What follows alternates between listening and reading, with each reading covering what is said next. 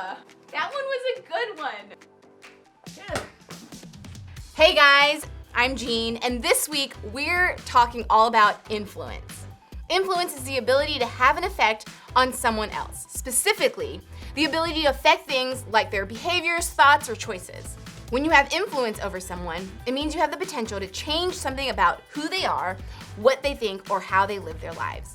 Now, I don't know about you, but when I hear the word influence, the first thing that comes to mind is like when one person yawns and everyone else has to yawn too.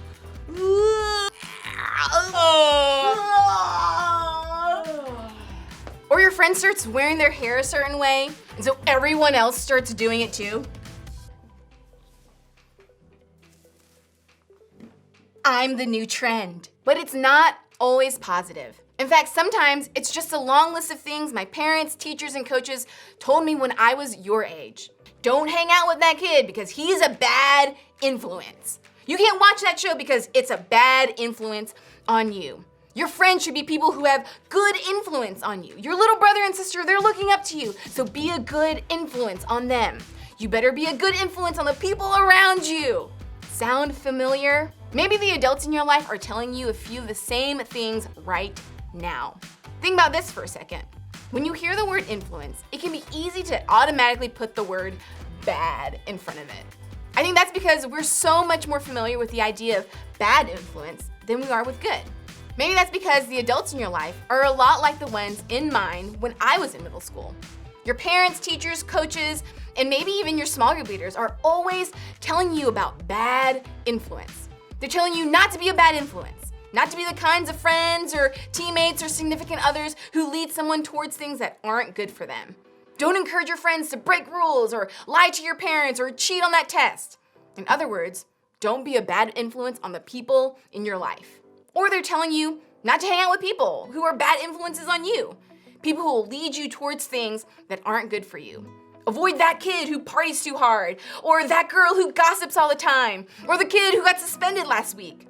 Don't let the way they act or the choices they make influence the way you act or the choices you make. The adults in your life aren't saying all this stuff about bad influences because they're mean or strict or want to kill all the fun out of your life. Believe it or not, they're saying it because they love you. They want to protect you from the people or things that might influence your life away from God's best for you. They want to help you become the best version of yourself. And they recognize that the people around you have a lot to do with it. But can we just be honest for a second? Sometimes the thought of being a good influence feels like a lot of responsibility, right?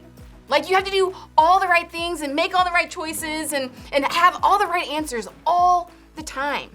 Nobody can do that. And trying to sounds really exhausting.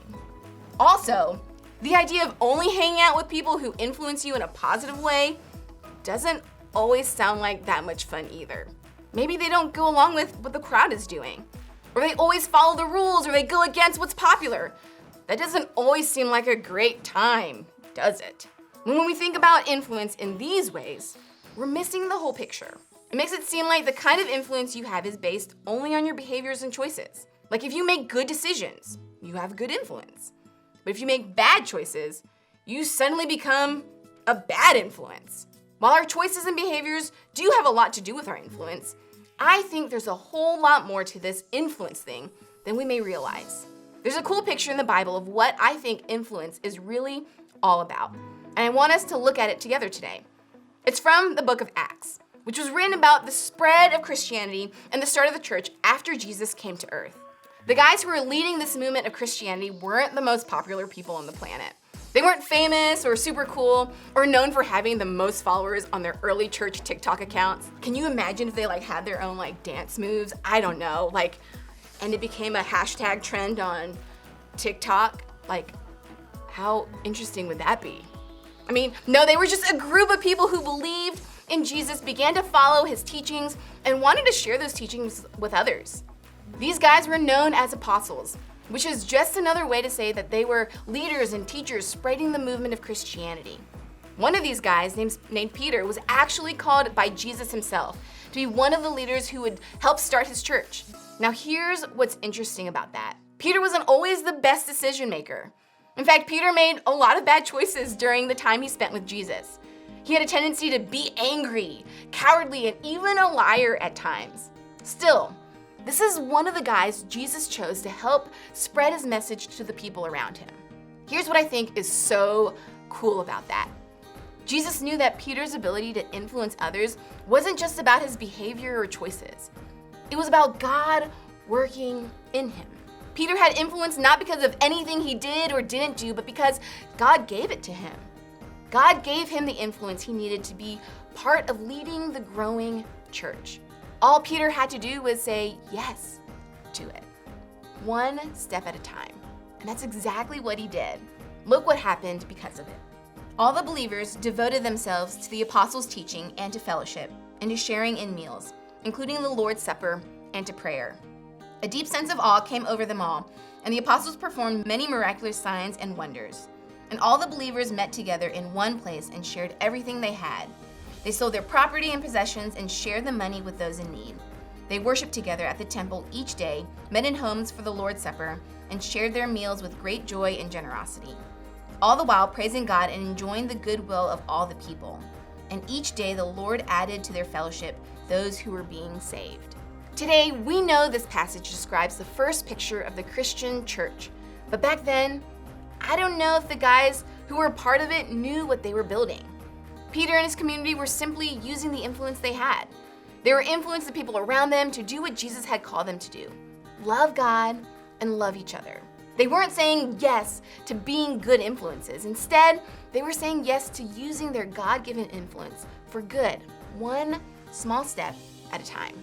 Were they the most popular guys? Probably not. Did they see the results right away? Nope. Did they get the credit they deserved for the good that they were doing? Not always. But still, they kept going. They used their influence for good, for God. That gave them the motivation to take small steps in the right direction. And those steps impacted and influenced the people around them to do the same. That's what I want you to see today. Doing big things start with small steps. Your ability to influence others isn't about whether your behavior is always good or bad. It isn't about getting it right all the time. It's about saying yes to using that influence you do have, the influence God has given you for good. The best way to do that is one small step at a time. Peter and his pals who started the early church wanted to see those around them come to know and believe in Jesus. They didn't have all the influence in the world to make this happen quickly. In fact, they probably never imagined just how big their influence would one day be. But they kept going, one step at a time, to eventually see this movement of God spread. And those small steps started a movement that shaped their entire community. But by themselves, they don't sound all that influential. Here's what they did. Step 1, they studied the apostles' teaching and spent time with each other. Step 2, they let God work through them and were amazed by all that God did. Step 3, they found common ground with others. Step 4, they gave to those who were in need, no matter the cost. Step 5, they shared meals together at home and genuinely enjoyed each other's company. And step 6, they praised God together. As a result of all of those things, God grew their church every day. Each one of these small steps inched this group closer and closer to having big influence. Each step may have seemed small and insignificant when it was taken, but it moved them in big ways towards big influence. And the same can be true for you. You can take small steps every single day to inch you closer and closer towards using your influence for good. Doing big things starts with small steps. Your ability to influence others starts with small steps in the right direction. The more steps you take towards being a positive influence, the more impact your influence will make for good over time. When I was in school, I had a friend named Cindy, and she would invite me to church like every week. And every week I would tell her no, that I did not want to go to church with her. But there was just something different about Cindy. She was always so joyful. Everyone just seemed to want to be around her. And honestly, she always showed up in my life when things got really hard. She helped me through some different situations and was always willing to just listen and hear what I had to say. And eventually she asked me one week if I wanted to go to church with her, and I eventually said Yes, and it changed my life forever. That ability to influence me didn't happen overnight. It was Cindy's day-to-day behaviors that grew her influence in my life. It didn't come as a result of only making the right decisions or having the best behavior all the time. And it definitely didn't come from being the most popular person in the room. No, that influence came from small steps every single day towards being the kind of person who can make a big impact. And the same can be true for you. I think you can become the kind of person who influences people for good. I think you have the potential to have a big influence. You just have to start taking some small steps to get there. So here's what I want you to try. Think about how and in what way you want to influence others.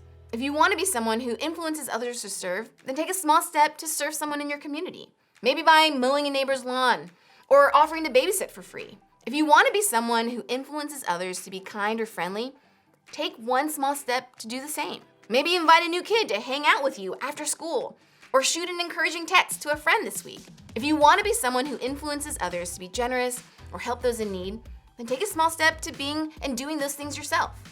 Remember, doing big things starts with small steps. Now maybe you're sitting there thinking, I know you're saying influence isn't about my bad choices or behaviors, but I think I've already made too many mistakes to ever have the kind of influence you're talking about. It's never too late to start taking those small steps in the direction of better influence. Maybe even today, a small step you could take is to talk to your small group leader about the very thing you feel is holding you back from having influence. No matter who you are or what your story is, I believe you have the potential to have big influence in a great way. As you head out, think about this question.